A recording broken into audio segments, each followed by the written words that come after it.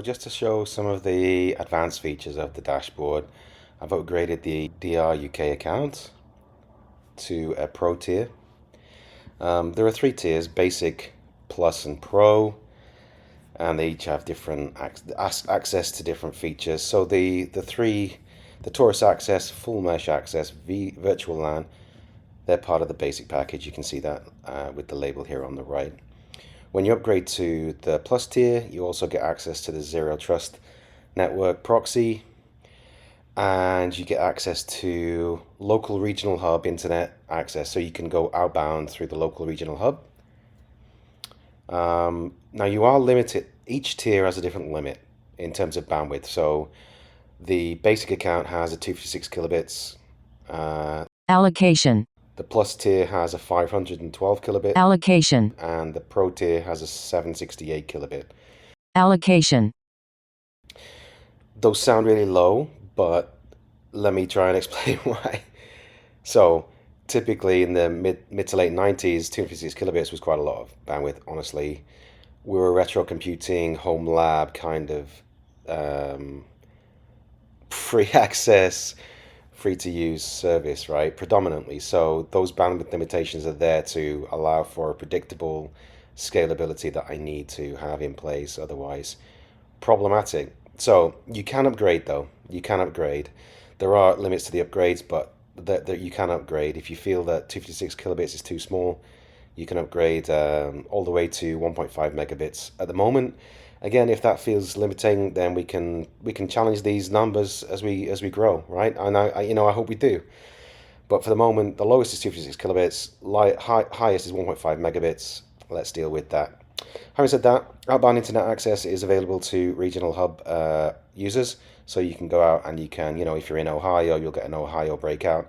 If you change your hub to Frankfurt, for example, then you'll use a Frankfurt internet breakout. All right, so wherever you are in the world, you can use the Taurus for VPN to the internet, right?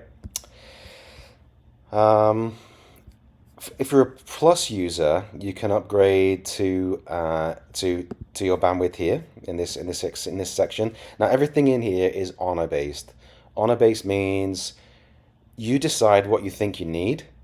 You pay for what you think you need. If you don't choose to pay, it will still allow you to upgrade. So if you want to go to 1.5, I changed these before, right? So if you let's say you want to upgrade to 768, you'd go in here, manage that, click 768, and you pay $15 a month. If you choose not to pay $15 a month, you still get the 768 kilobits. It won't stop you.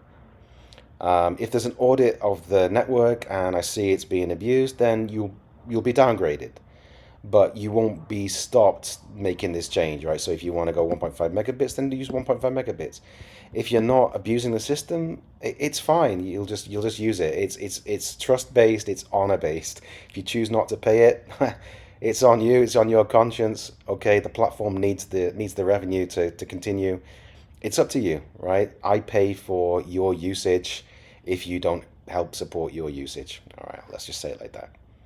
So on the Plus account then, what we can do now is allocate a dedicated IP to you. So if you have an interest in allowing inbound access from the internet, then you can get a dedicated IP. To do that, click on this radio toggle here, and then choose an IP address that you. So if it's used, it'll be grayed out. But you can choose an IP address that you like the idea of. Let's say it's 16.100. I can click on that, allocate, and then it will go into the Taurus and it will allocate that IP address for me. You should also receive an email that tells you that you've been upgraded, which looks like this. So there's your IP address, there's the hub that you're going into. Having said that, this IP address is not allocated into Frankfurt. This IP address is allocated into London. So even if you're in the US or in the Singapore or any of those other regional hubs, your traffic will be terminated in London, United Kingdom. All right, so just something to be aware of. The reason for that is this subnet, this 193.143.16, is allocated to that region. So anything coming in and out of that subnet has to go through London. That's just one downside to that one. So, having said that, What we can do then is, oh, but yes, so you can also have some more there's some more toggles here. So this is enabled now to allow you to stop people coming in to the internet to your stuff. You can still carry on using this. This will be your breakout IP address now because you've got the NSolo account, but people can't come in using that 16.100, so you can block it off like that. And also you can do like a NAT. I want to a PAT. Sorry, a PAT. So you can allocate a port um, on the router to be inbound, right? So you don't have to allow all ports. You can just choose one port or multiple ports inbound. Think of it like a reasonable first tier sort of basic firewall. All right, so you can do that. Now remember I mentioned about the UK, right? So this IP, all this NSolo stuff goes to the UK. That's just the way that is. But if you want to use a routed access, so not NAT, not NAT. In fact, we can release that one. If you don't want to use NAT, we can use routed access. So in the pro accounts, you can click on here and you can see these are, again, it's honor based. It won't stop you doing this. It won't stop you doing this.